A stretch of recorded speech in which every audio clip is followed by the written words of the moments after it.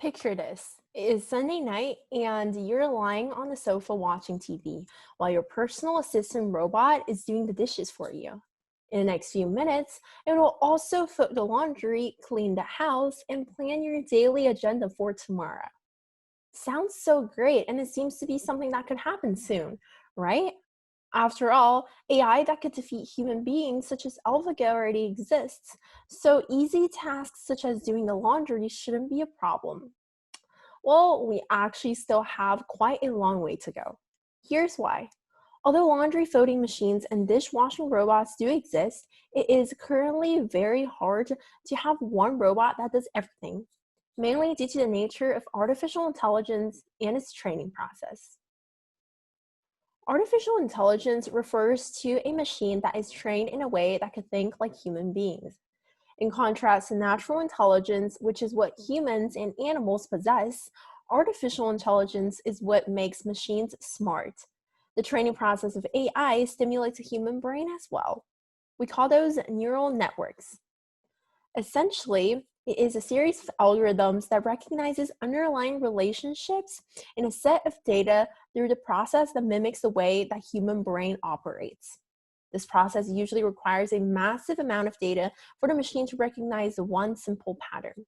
For example, running. It might come naturally to you how you run and jump and walk because the joints of human beings have the innate capacity to function together. However, robots don't. During the summer of my freshman year in high school, I attended an artificial intelligence camp during which I was introduced to half cheetah robots, much like the humanoid Boston Dynamics robots, except mine was digital.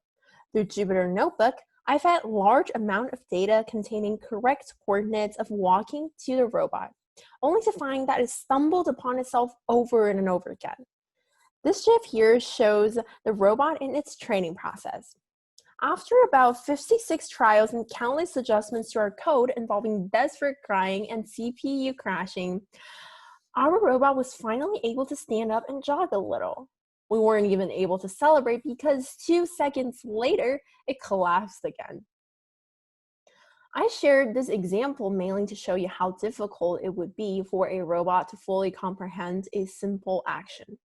Instead of computing all the possible outcomes of a Go game, it is harder for the robot to account for unexpected variations when it's walking or folding laundries.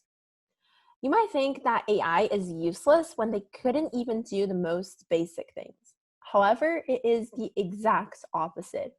Artificial intelligence is crucial to the future of human beings because human brains are no longer capable of processing the large amount of data we have now.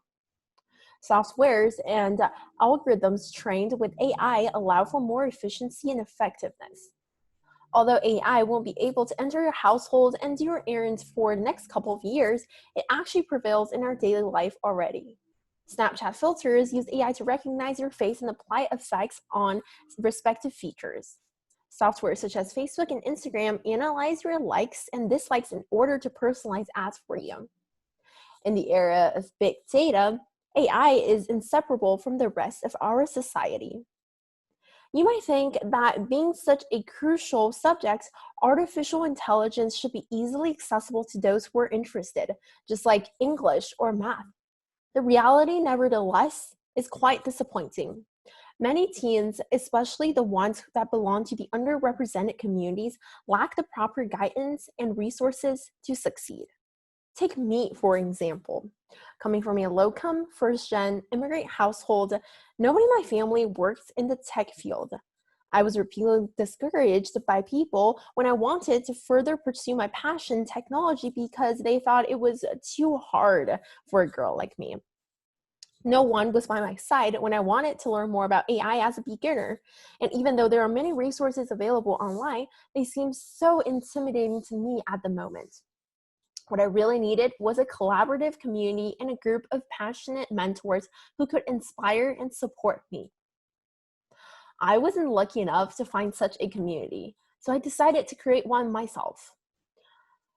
Along with several friends I met at the camp, we co-founded an organization called creAltivity that aims to spread awareness and provide resources in the field of AI, especially to people with similar backgrounds and those who belong in the underrepresented communities. In the beginning, we did encounter obstacles such as lack of funding and venue due to the uncertainties of this specific time period. However, rather than viewing it as a disadvantage, we believe that this time is especially precious as it allows for more creative problem solving in a digital space.